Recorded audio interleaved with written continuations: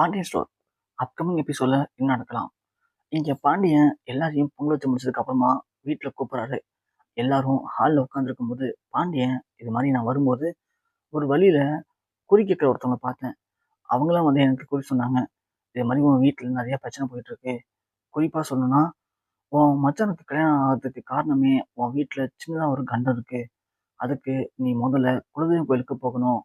போகாததுனால தான் இவ்வளோ பிரச்சனையுமே. அங்க போயிட்டு வந்தனா, உனக்கு நெறைய பிரச்சனை சரியாயிடும் அப்படின்னு அவங்க சொன்னாங்க.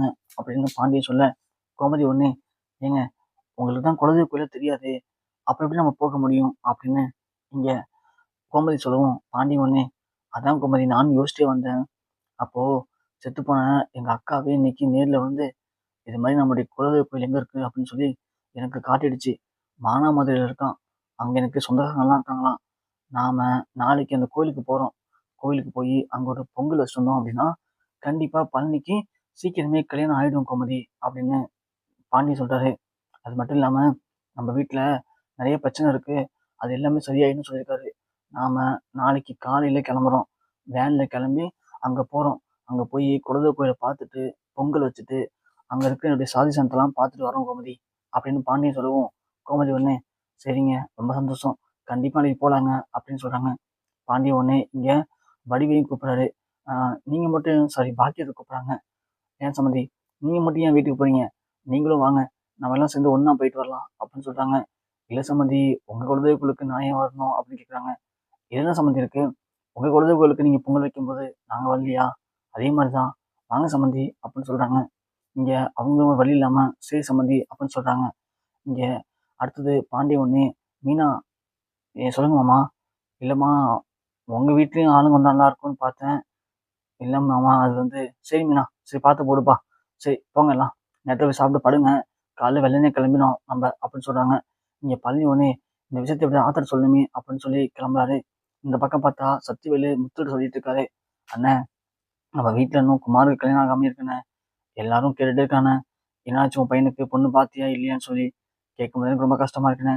எப்படியாவது பையனுக்கு கல்யாணம் வச்சிருங்கண்ணே அப்படின்னு சக்திவேலு முத்துட்டு சொல்லிட்டு இருக்காரு. டேய் சக்தி என்னடா எனக்கு தெரியாத இதெல்லாம் ஆல்ரெடி நான் புரோக்கர்லாம் சொல்லி வச்சிருக்கேன்டா. பார்த்துட்டு தானே இருக்கோம். பண்ணிடலாம்டா நீ ஒன்றும் பயப்படாதடா அப்படின்னு பேசிட்டு இருக்காங்க.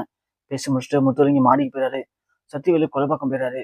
அப்படின்னு பார்த்து பழனி போறான். போனதும் ஆத்தாட்ட போயிட்டு அத்தா அண்ணனுங்க எங்க அப்படின்னு கேட்க எல்லாம் படுத்துட்டானோடா சொல்றா பழனி அப்படின்னு கேட்கவும் அத்தா நாளைக்கு நாங்கள் மானாமதுரை போகிறோம். ஏன்டா தம்பி மானாமதுரை? அது வந்து மச்சானுடைய குலதெய்வ கோயில் அங்கே தான் இருக்கான். அங்கே போய் சாமி கும்பிட்டுட்டு பொங்கல் வச்சுட்டு வந்தா கண்டிப்பாக எனக்கு கல்யாணம் ஆகிடுமா. வீட்டில் இருக்க பிரச்சனைலாம் முடிஞ்சிருமா. குறி சொல்கிற சொல்லியிருக்காரு. அவர் சொன்னால் கரெக்டாக நடக்குமா. அதனால காலையில நாங்கள் மானாமதுரை போகிறோம் ஆத்தா அப்படின்னு சொல்லிட்டு பழனி சொல்லவும் அது சக்திவேலு காலை வாங்கிறான். ஓ மானாமதுரை போறீங்களா குலதெய்வ கோயிலுக்கு? அங்கே பிரச்சனைலாம் முடிஞ்சிருமா? சரிடா உங்களுக்கு பிரச்சனையும் நான் தான்டா. நான் இருக்க வரைக்கும் எப்படா முடியும் அப்படின்னு மனசுல நினச்சிக்க சக்திவேலு. இங்கே பழனி சொல்லி முடிச்சுட்டு கிளம்பிடுறான். கிளம்புனதும் சக்திவேல் முடிவு பண்ணுறான். சரி இவங்க மானாமதுரை ட்ரிப்பு போகிறானுங்க. இவங்களை அங்கேயே வச்சு கதையை முடிச்சிட்டா என்ன? எனக்கு தெரிஞ்சு இதுதான் சரியான வழி.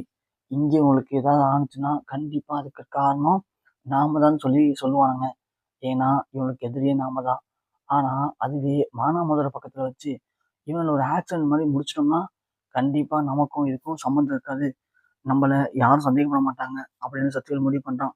உடனே சக்திவேல் போயிட்டு ஃபுல்லா சரக்கு அடிக்கிறான். அடிச்சு முடிச்சுட்டு அவனுடைய ஆளுங்களை கூப்பிடுறான். கூப்பிட்டு இது மாதிரி சின்ன ஒரு வேலை இருக்கு பண்றீங்கன்னு கேட்குறாங்க. சொல்லுங்கண்ணே என்ன பண்ணணும்? இது மாதிரி என் எய்த்த வீட்டில் இருக்கான பாண்டியன் அவன் நாளைக்கு குலதெய்வ கோயிலுக்கு போனான். அதுவும் மானாமதுரைக்கு போனான். போற வழியிலேயே சரி இல்லை அங்க போயாவது சரி அவன் கதையை முடிக்கணும். முடிஞ்சா அவனுடைய குடும்பத்தை ஒட்டுமொத்தமா முடிச்சு விட்டுருங்க. எந்த பிரச்சனையும் இல்லை. நீங்க முடிக்கிற ஒவ்வொரு ஆளுக்கும் ஏற்ற மாதிரி உங்களுக்கு நான் பேமெண்ட்டை கொடுத்துறேன். ஆனா எக்காரணத்தை கொண்டும் இதுல பின்னாடி நான் தான் இருக்கேன் அப்படிங்கிற விஷயம் யாருக்கும் தெரியக்கூடாது. அந்த அளவுக்கு சீக்கிரட்டா பார்த்துக்கணும். ஒருவேளை நீங்க அவன் கதையை முடிச்சாலோ இல்ல கதையை முடிக்கும்போது மாட்டிக்கிட்டாலோ என் பேரு எக்காரணத்தை கொண்டு வெளியேறக்கூடாதுடா அப்படின்னு சொல்ல. அண்ணா என்ன மாட்டி போலாம் சொல்றீங்க? இது வரைக்கும் நீங்க சொல்லி எத்தனை வேலை பார்த்துருக்கோம். எங்கேயாவது ஏதாவது பிசு தட்டி இருக்கா? அப்படி இருக்கும்போது நம்பிக்கையா பேசுங்கண்ணே. அதை விட்டுட்டு நம்பிக்கை இல்லாம பேசுறீங்க. நீங்க சொல்லிட்டீங்கல்ல கண்டிப்பா வேலையை முடிச்சிருவோம். இந்த வேலைக்கான அமௌண்ட்டை மட்டும் பார்த்து கொடுத்துருங்க. டேய் நீங்க மட்டும் இந்த வேலையை கரெக்டாக பண்ணி முடிச்சிட்டிங்க அப்படின்னா நான் இந்த தர அமௌண்ட்டை டபுளாக தரேன்டா உங்களுக்கு. உங்களுக்கு லைஃப் டைம் செட்டில்மெண்ட் தான். அதுக்கப்புறம் நீங்க இந்த மாதிரி வேலை பார்க்க அவசியம் இருக்காது. புரியுதா அப்படின்னு சத்தியல் முடிவு பண்ணுறான். இங்கே எல்லாருமே காலைல கிளம்புறாங்க. காலைல சொன்ன மாதிரி கிளம்பி எல்லாரும் போகிறத பார்த்ததும் குமாருக்கும் ஆசையாக இருக்குது, நாமளும் கூட போகலாமே அப்படின்னு. ஆனால் நம்மள யாரும் அழைச்சிட்டு போவா, நம்மள எப்படி அழைச்சிட்டு போவாங்க, போக மாட்டாங்களே அப்படின்னு சொல்லி இங்கே பாவமாக பார்த்துட்டு இருக்கான் அரசியை. இங்கே எல்லாரும் வெளில கிளம்பி போகிறாங்க. இங்கே ஆத்தா பார்த்துட்டு இருக்காங்க. அப்போதைக்கு இங்கே போகிற வழியில் திடீர்னு பாண்டியோட வேனில் வந்து ஒரு லாரி டமார்னு மோதுது. மோதினதுல வண்டி கவுந்தது. கவுந்ததும் எல்லாருக்குமே பயங்கரமா அடிபட்டு எல்லாரும் வெளிய வரத்துக்கு எவ்வளோ கத்துறாங்க. ஆனா கத்தி கத்தி பார்க்குறாங்க. யாராலையும் வெளிய வரவே முடியல. கொஞ்ச நேரத்துல அந்த வண்டி வெடிச்சு போகுது. அத பார்த்து அங்க இருந்த எல்லாரும் பயங்கரமா கத்தி அழுவுறாங்க. அப்பத்தாவும் கத்திட்டு எந்திரிக்கிறாங்க. அப்பதான் தெரியுது அப்பத்தாவுக்கு அது ஒரு கனவுன்னு சொல்லிட்டு. என்ன இது? தம்பி வந்து காலைல மானாமதுரைக்கு போறேன்னு சொன்னான். ஆனா இப்போ லாரி வந்து அவங்களுடைய வண்டியில மோதி அவங்க வண்டி வெடிக்கிற மாரி கனவு கண்டிருக்குமே. அதுவும் விடியற்காலைல மணி 5:30 ஆகுது. கிளம்ப நேரமாச்சு அவங்க. கிளம்புற நேரத்துல நமக்கு இப்படி ஒரு அவசரமா கனவு வந்திருக்கே. இது நல்லதுக்கா, கெட்டதுக்கா? ஒண்ணும் புரியலையே ஆத்தா அப்படின்னு சொல்லி எங்க அப்பத்தா போய் சாமி கும்பிடுறாங்க. சாமி கும்பிட்டு வெளிய வந்து பார்க்குறாங்க. எல்லாருமே வெளில கிளம்பிட்டு இருக்காங்க. உடனே அப்பத்தா வந்து அங்க கோமதிய கூப்பிடுறாங்க. கோமதி உடனே ஆத்தா என்னாச்சு என்னாச்சு அப்படின்னு கேட்குறாங்க. இல்ல கோமதி, நான் உன்கிட்ட ஒண்ணு சொல்லப் போறேன். பதட்டப்படாம கேளும்மா. சொல்லு ஆத்தா என்னாச்சு? இல்லம்மா, தம்பி வந்து நைட்டு சொன்னான். இது மாதிரி எல்லாரும் கோயிலுக்கு போறீங்கன்னு சொல்லிட்டு சந்தோஷமா போயிட்டு வரட்டும்.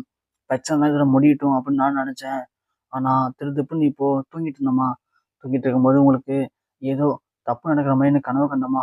உங்க வண்டி கவிழ்ற மாதிரி கனவு கண்டேன். எனக்கு ரொம்ப பயமா இருக்குமா. நீங்களாம் கொஞ்சம் ஜாக்கிரதையா பார்த்து போயிட்டு வாங்கம்மா அப்படின்னு சொல்ல, ஐயோ ஆத்தா அது கனவு தானே, அதெல்லாம் ஒன்றும் ஆகாது ஆத்தா, நான் பார்த்துக்கிறேன் அப்படின்னு சொல்றாங்க. ஆத்தா இல்ல, நான் சொல்றத கேளுமா. கனவு ரொம்ப மோசமா இருந்துச்சு. பார்க்கறதுக்கு உண்மையா நடந்த மாதிரி இருந்துச்சுமா. ஆத்தா பயப்படுற மாதிரி ஆயிடக்கூடாதுன்னு நினைக்கிறேம்மா. நான் சொல்றத கேளுமா. நீ மாப்பிள்ளைகிட்ட சொல்லி கொஞ்சம் பார்த்து சூதானமா போயிட்டு வாங்க சரியா அப்படின்னு எங்க ஆத்தா சொல்லவும், சரி ஆத்தா நீ போ, அண்ணனுக்கு பிறகு சதம் வாங்க, நான் பார்த்துட்டு நீ போ ஆத்தா அப்படின்னு சொல்லிட்டு கோமதி இருந்துடுறாங்க.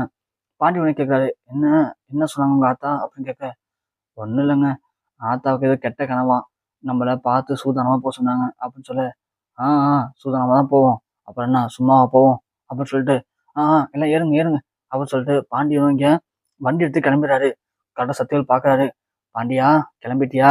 போடா போடா, குலதெய்வ கோயிலுக்கு போயிட்டு வந்தா பிரச்சனை முடிஞ்சிருமா? டேய் பாண்டியா, அதுக்கு குலதெய்வங்களுக்கு போயிட்டு சாமி கும்பிட்டுட்டு சந்தோஷமா வீட்டுக்கு வரணும்டா. வந்தாதானே பிரச்சனை முடியும். ஆனா நீ தான் வரமாட்டியே.